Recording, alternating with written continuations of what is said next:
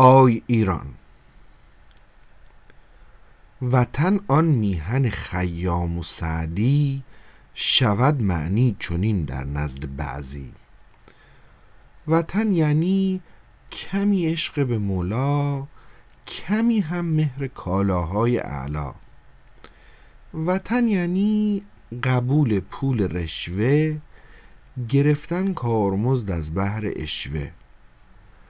وطن یعنی عروسی در جمیرا، تفاخر کردن اینجا و آنجا.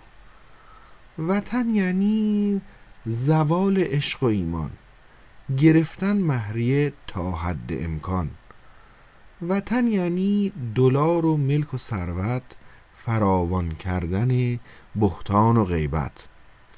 وطن یعنی تعارف بی تمایل، نمودن دوستی بهر تظاهر. وطن یعنی یه جور بحث سیاسی، هر آنچه گفته باشد در BBC. وطن یعنی فقط ژست دموکرات، فراموش کردن عدل و مساوات.